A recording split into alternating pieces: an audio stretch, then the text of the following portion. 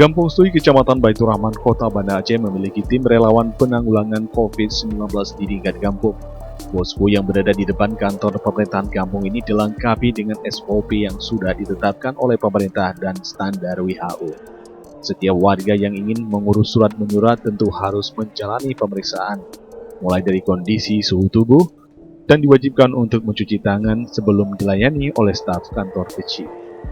Tim relawan kampung terlibat langsung unsur aparatur kampung, tuhapet, tokoh masyarakat, pemuda, PKK, dan pekerja sosial kampung.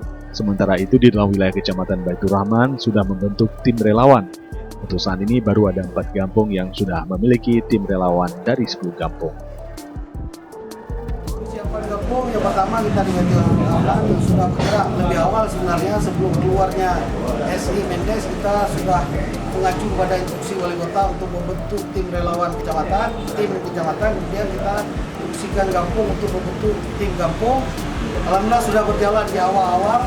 Kemudian hari ini kita melakukan dengan keluarnya peraturan wali kota nomor 17 yang di dalamnya termasuk dengan pembentukan tim relawan kampung. Hari ini kami dari Muspika telah bergerak untuk mengecek kampung-kampung. Untuk kondisi hari ini sudah 4 kampung yang kami cek poskonya, dan alhamdulillah tim relawan yang ada di kampung sudah berjalan melakukan langkah-langkah tahapan sesuai dengan ketentuan yang ada untuk hari ini. Tim relawan tersebut nantinya akan memantau dan mengawasi para pendatang dari luar daerah, terutama daerah pandemi corona termasuk ODP. Diharapkan kepada masyarakat agar mau melaporkan bila ada warga pendatang, baik keluarga maupun tetangga yang masuk ke Kampung Stui.